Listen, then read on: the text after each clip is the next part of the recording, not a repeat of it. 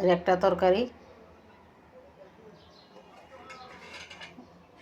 ঝিঙ্গে গরমের তরকারি, ঝিঙ্গে ঠান্ডা তরকারি, তাই মাঝে মাঝে খাওয়া দরকার। ঝিঙ্গে খেলে শরীর ঠান্ডা থাকে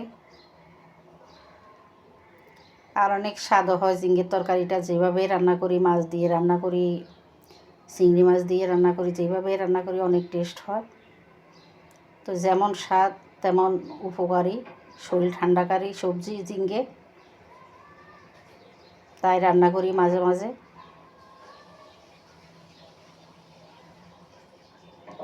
এমনিতে মানে যে কোনো সিজনের তরকারি আমাদের খাওয়া দরকার। সিজনিয়াল তরকারি, ফল, সব শাক সব খাওয়া প্রয়োজন আমাদের। যাই হোক, আজকে শরীর ঠান্ডা করা ঝিঙ্গের ঝোল করলাম মাছ দিয়ে। সেরা স্বাদ হয় এই ঝিঙ্গের তরকারিটা এই রেসিপিতে রান্না করলে। লবণ দেখলাম, অনেক টেস্ট হয়েছে তরকারিটা।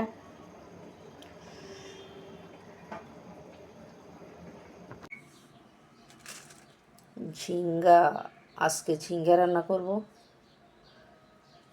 ঝিঙ্গা অনেক ঠান্ডা তরকারি, ঝিঙ্গা খেলে শরীর ঠান্ডা থাকে। এখন কেটে নিব। ঝিঙ্গা কেটে ধুয়ে নিলাম, লম্বা লম্বা করে কাটলাম, যেহেতু মাছের সাথে দিব। মাছের সাথে জন্য একরকম কাটতে হয় তরকারি, আবার ভাজি করার জন্য একরকমই কাটতে হয় তরকারি, মানে বিভিন্নভাবে তরকারি কাটতে হয়। ঝিঙ্গা তেলে নিয়ে কতক্ষণ বাফিয়ে মানে কতক্ষণ কষিয়ে সব মশলা দিয়ে দিলাম। সব মশলা বলতে লবণ, হলুদ, মরিচ, জিরা গুঁড়া সব দিয়ে দিলাম। এখন নেড়ে চেড়ে কষিয়ে নিব।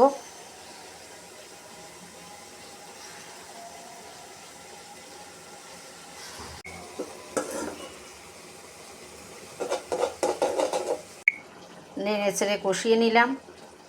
ঝিঙ্গা একদম নরম তরকারি, বেশিক্ষণ কষাতে হয় না। ঝিঙ্গা ঠান্ডা তরকারি, ঝিঙ্গা খেলে শরীর ঠান্ডা হয়। গরমে ঝিঙ্গার তরকারি খাওয়া অনেক দরকারি। আর ঝিঙ্গা তরকারিতে বেশি ঝোলও রাখা যায় না, মাখো মাখো করে রান্না করব।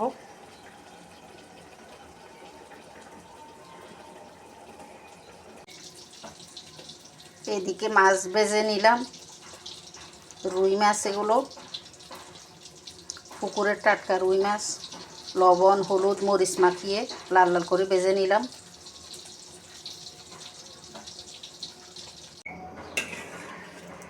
ঝোল দিয়ে দিলাম, ঝোল বেশি দিই নাই। ঝিঙ্গের তরকারিতে ঝোল বেশি হলে ভালো হয় না, একদম মাখো মাখো করে করবো ঝিঙ্গের তরকারি। দিয়ে দিচ্ছি ভেজে রাখা মাছ।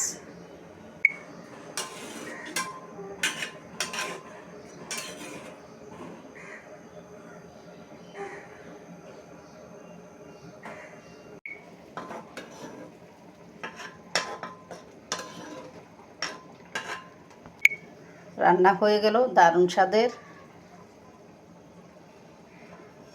ঝিঙ্গে আর রুই মাছের ঝোল। লবণ দেখে নিচ্ছি, ঠিক আছে লবণ।